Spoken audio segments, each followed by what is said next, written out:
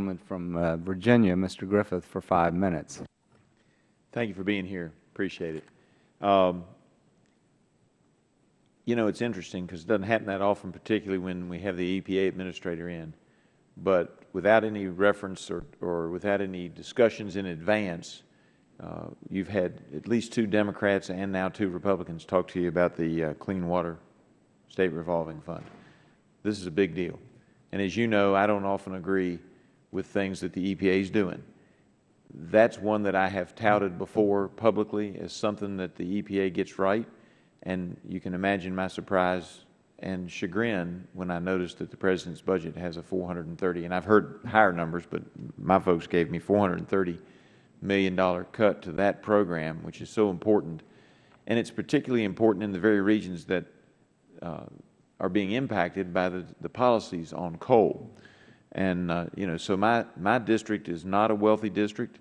The unemployment for those people that are still trying to find jobs is high. It's district-wide, it averages out to about 7.61. But when you take into account just the coal-producing counties, it's over 9% unemployment. And it's not just 9% loss of jobs that are minimum wage jobs. Those are the jobs that are paying $60,000, $75,000, $85,000 a year and came with benefits. And when you lose hundreds of those over the course of just a few years, and my district hasn't been hurt as bad as parts of West Virginia and Kentucky, it makes a big deal. It's a big difference. And when you don't have a job and you don't have clean water, it's not a great thing. But my folks don't want to be forced to move out of the mountains where their ancestors and they have lived for hundreds of years. And so I ask you to go back and take a look at that revolving fund, because it's a big deal. Thank you. And I appreciate that. I will have to also point out that it's one of the things in the administration, you're not the only one. Everybody keeps thinking that it's not the policies that are pushing coal out the door as much as it is the price of natural gas. So I did some quick checking on that. Last week on 3/26, it was $4.42. The experts have all told us per million BTU, the cost of natural gas. Experts have all told us that coal competes just fine at $4 or higher. They've also told us that they anticipate long term, over the next couple of years or decade, that it'll probably natural gas prices will stabilize in the $4 to $6 range. But the coal companies have always been used to that fluctuation, as have the power generation companies, that fluctuation in price. And I went back and did some checking. Towards the end of March in 1997, March 21, 1997, the price was $1.87 for the natural gas. March 22nd, 2002, $3.57. 2007, $7.16.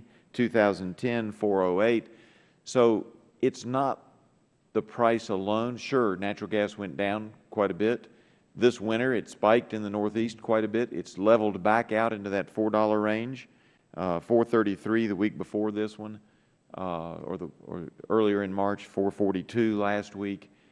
And so, you know, to say that that's the reason that all these coal facilities are closing down is not accurate. It is, in fact, the policies of this administration that are closing that down, that is causing the cost of electricity to go up. You know, if we could count on having $2 natural gas, which nobody thinks we can, indefinitely, then theoretically over time, the consumer who's paying those electric bills might see their rates stabilize. That's not going to happen. It's going to be a higher rate. And when you take all the coal power generation off the board, all those families that are struggling to make ends meet with a high unemployment rate, or who are middle income Americans, are going to suffer. And it's a serious and significant problem. And I hope that when you're looking at your budget, you pay close attention to that as well, and realize that maybe where we ought to be cutting is the folks who are writing all the new regulations here in D.C., not the folks who are out examining things, and not the folks who are doing the clean water projects. Also, if I could ask you, in regard to EPA's pending greenhouse gas rules for existing power plants, yes, that are expected to be proposed in June, recognizing the difference between setting a standard and complying with a standard, do you believe you have the legal authority to set the standard based on reductions that occur outside the fence line of the facility? And if so, where does that authority come from? Yeah, we have certainly heard from states in our many discussions, as well as the energy sector that we're working with closely, that they want us to provide as much flexibility as we can in terms of the compliance with this. We're certainly under enough pressure as it is, and I that- only have another second. I do Yes, want to ask, if the courts vacate, stay, or remand the rules for the new coal-fired power plants, how does that impact your working on the rules for the existing plants? I'm talking about the carbon. You mean when we finish them? Yeah, when you finish. They're only proposed, so we understand. need to go through a final. It's my understanding that a 21D is only required and appropriate when you have an existing 111B standard that governs either new or modified or both. All right. I appreciate your answers, and I yield back. Thank you, sir.